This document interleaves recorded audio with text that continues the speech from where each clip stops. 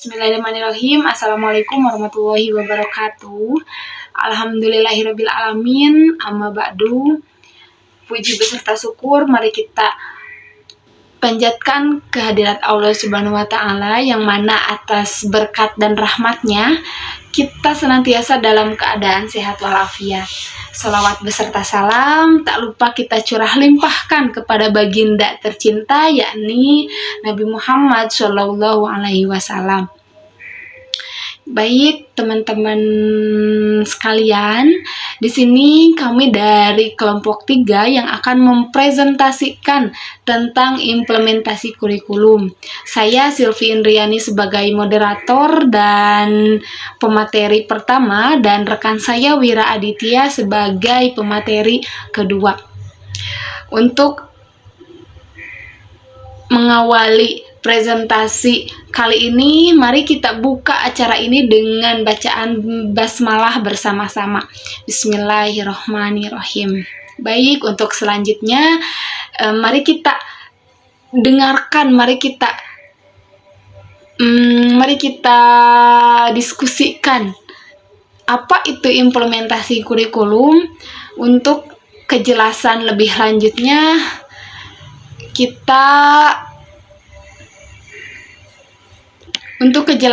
lanjutnya mari kita dengarkan penjelasan dari Silvi Indriani sebagai pemateri pertama. Oke, untuk selanjutnya saya akan menjelaskan tentang 3 pandangan implementasi kurikulum. Yang pertama, ada pandangan bahwa implementasi kurikulum adalah sebuah event atau kejadian. Memandang bahwa implementasi kurikulum adalah sebuah peristiwa atau kejadian ketika para pengembang kurikulum mengembangkan atau memproses sebuah kurikulum baru sehingga pengembangan kurikulum baru tersebut menjadi lengkap. Nah, dan untuk selanjutnya, para guru diharapkan dapat mengajarkan sebuah kurikulum tersebut dengan baik. Dalam kata lain, implementasi kurikulum tidak lain adalah merupakan bagian dari rangkaian kegiatan dalam proses pengembangan sebuah kurikulum oleh para pengembang kurikulum. Nah, yang perlu kita garis bawahi di sini adalah pengembang kurikulum itu adalah seorang guru. Dalam konteks ini, Fulan mendefinisikan implementasi kurikulum pada tahun 1982 sebagai the process of putting into the practice on idea, program, or set of activities new to the people attempting to expect to change. Nah, dalam definisi ini, Fulan memandang implementasi sebagai sebuah proses menerapkan sebuah ide, program, atau seperangkat aktivitas baru untuk mendapatkan perubahan. Nah, proses tersebut diharapkan dapat mendatangkan perubahan dalam praktik dalam sebagian dari guru dan siswa yang berefek pada hasil outcome. Dan untuk selanjutnya ada pandangan bahwa implementasi kurikulum adalah sebagai proses. Nah, kenapa di sini bisa dikatakan implementasi kurikulum sebagai proses? Karena sebuah proses interaksi antara para pengembang kurikulum dengan para guru. Dalam hal ini, para pengembang kurikulum bekerja dengan input dari para guru yang mengajarkan program mata pelajaran yang dikembangkan atau menyiapkan gambaran rinci dari metode-metode pembelajaran terbaru. Dengan informasi tersebut, para pengembang mendesain pendekatan baru, kemudian menguji sumber-sumber baru, atau mengintegrasikan konten materi baru ke dalam program yang ada. Nah, untuk selanjutnya, guru diminta untuk mencoba revisi tersebut para pengembang kurikulum kemudian menilai program tersebut hasil dari uji lapangan yang dilakukan oleh si guru yang tadi. Nah, ketika revisi dilakukan pada program yang baru tersebut, maka implementasi dinyatakan telah lengkap. Dalam konteks ini, Lightwood pada tahun 1982 mendefinisikan implementasi kurikulum sebagai a process of behavioral change in the direction suggested by the innovation occurring on stage over time if obstacles to such growth are overcome. Nah, di samping itu, ia juga menjelaskan bahwa implementasi kurikulum adalah inflows directing the difference between exciting practice and practice suggested by the innovation. Nah, dalam hal ini dinyatakan bahwa implementasi tidaklah sekedar melaksanakan apa yang telah direncanakan, tetapi di dalamnya terkandung juga upaya inovasi dan penambahan hal-hal baru yang mungkin di dalam ide dan rencana tertulis belum ada. Jadi dalam implementasi kurikulum sebagai proses ini, sebuah kurikulum yang baru bisa direvisi kembali oleh seorang pengembang kurikulum yang disebut dengan innovation. Nah, di mana inovasi ini dapat berasal dari seorang guru atau pengembang kurikulum. Dan yang terakhir, pandangan yang dinyatakan bahwa implementasi kurikulum adalah sebagai sebuah komponen yang terpisah dari rangkaian kurikulum. Mengapa demikian? Meller dan Seller pada tahun 1985 menjelaskan bahwa implementasi ini merupakan kegiatan yang menyertai pengembangan dan adopsi program atau kurikulum baru dalam bentuk sebuah perencanaan untuk memperkenalkannya. Nah, perencanaan ini mengandung lebih dari sekedar sebuah workshop. Hal ini disebabkan penggunaan sebuah program baru akan memerlukan perubahan dalam sumber-sumber dan metode pembelajaran, kemudian juga perencanaan alternatif ujian yang diperlukan, terus sumber belajar dan strategi pembelajaran. Nah, sejumlah program baru tersebut pertama digambarkan dan dibuatkan daftarnya, kemudian dipresentasikan kepada para guru dalam sebuah dokumen atau booklet rujukan untuk mendampingi program atau kurikulum yang baru. Dan atau mereka dapat membentuk sebuah kegiatan workshop pengenalan. Nah, ketika perencanaan ini selesai, maka implementasi dinyatakan telah lengkap. Dalam konteks ini, yang dilakukan oleh Daniel Stapleben dan kawan-kawan pada tahun 1971 dalam konsep. Penjelasan selanjutnya kita akan membahas tentang model-model implementasi kurikulum yang akan dijelaskan oleh rekan saya, yaitu Wira Aditya. Kepadanya saya persilahkan. Okay, thanks to Sylvia Indriani that has given me the time. Well, I will continue this presentation. Okay, I will start from B. Kegiatan penerapan. Pada tahapan ini, fokus pada kegiatan yang akan dilaksanakan di dalam kelas. Tujuannya adalah untuk memfasilitasi terjadinya perubahan praktik yang diusulkan oleh program. Dalam hal ini, strategi untuk mengatasi rintangan yang teridentifikasi juga perlu dikembangkan. Pada proses perkembangan dan membawa berbagai bentuk strategi adalah hal yang substantif dari 3 kegiatan aplikasi. Menurut Lightwood, merujuk hal ini sebagai sebuah kurikulum para guru yang harus dikembangkan oleh diri mereka sendiri. Berbagai strategi yang dapat dilakukan, misalnya mengikuti workshop dan observasi kelas di mana program tersebut digunakan dapat direncanakan.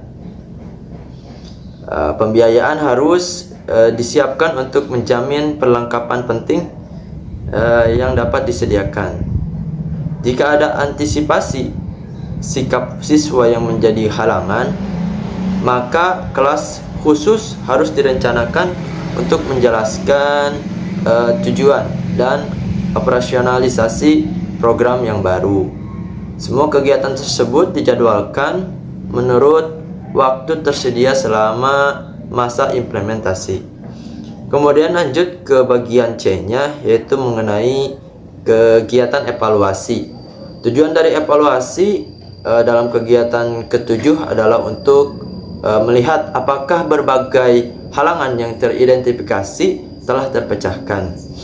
Kegiatan evaluasi pada kegiatan ke-8 adalah yaitu sebagai penilaian sumatif dan inovasi. Dilakukan ketika dipastikan bahwa semua halangan telah terpecahkan semua. Kemudian juga menurut Miller dan Seller, model ini adalah sebaiknya digunakan ketika orang-orang yang dilibatkan dalam implementasi sebuah program baru dapat bertemu bersama sesering mungkin. Karena pada hakikatnya perencanaan dan berbagai diskusi intensif yang diperlukan oleh berbagai kegiatan mengharuskan banyaknya pertemuan. Meskipun program dengan berbagai orientasi dapat menggunakan model ini, namun model ini lebih cocok untuk model kurikulum orientasi transaksi seperti transaction orient curricular. Hal ini disebabkan sebagai deskripsi aktivitas-aktivitas guru dan penetapan tujuan yang jelas adalah sulit dalam penggunaan model ini. Kemudian mengenai Trust Opening Relation Independence, itu kalau disingkat menjadi TOREI models. Nah, kemudian menurut Miller dan Seller, model ini dikembangkan oleh Jack Gibb pada tahun 1978 yang didasarkan kepada orientasi kurikulum transformasional. Model implementasi kurikulum ini memfokuskan pada sebuah pribadi dan sosial. Metode ini memberikan suatu skala yang membantu para guru mengidentifikasi seberapa besar lingkungan sekolah dapat menerima dan mengimplementasikan suatu inovasi, serta dapat memberikan panduan untuk memudahkan implementasi perubahan. Kemudian yang pertama menurut Gibb, discovering and creating who I am, tuning into my own uniqueness, being aware of my own essence, trusting me to be who I am. And the second, discovering and creating ways of opening and revealing myself to myself and to others, disclosing my essence, discovering yours, communing with you, showing me. And the third, discovering and creating my own paths, flaws, and creating my emerging and organizing nature and becoming, actualizing or realizing this nature doing what one. And the last, discovering and creating what you own in turbine, the ways we can live together in interdependent community, in freedom and intimacy, being with you. Nah, dari keempat proses yang dikemukakan oleh Gibb, atas terlihat bahwa implementasi sebuah kurikulum baru akan dapat berjalan harus dimulai dari adanya kepercayaan, yaitu trust, oleh para pengguna kurikulum. Tanpa didahului oleh adanya kepercayaan ini, kurikulum baru yang dikenalkan kepada guru tidak akan mungkin dapat diterapkan. Langkah kedua, harus adanya keterbukaan, baik keterbukaan atas hal-hal yang baru atau dalam bentuk kesediaan untuk menerima dan melaksanakan hal-hal yang baru. Dengan adanya keterbukaan ini, maka selanjutnya akan muncul kesediaan untuk merealisasikan hal-hal baru tersebut dalam pelaksanaannya. Terakhir, barulah akan terjadi adanya saling ketergantungan atau saling percaya serta kedekatan antara pengembang kurikulum dengan para pelaksana kurikulum atau para guru-guru. Nah, dengan demikian implementasi kurikulum baru dapat berlangsung atau terlaksanakan dengan baik. Kemudian juga menurut Miller dan Seller, kekuatan dan kelemahan dari model skala environmental quality dari Gibb tersebut, yang pertama mengenai kekuatannya, yang mana Gibb telah mengembangkan sebuah kerangka kerja yang membangkitkan minat untuk menganalisis ruang lingkungan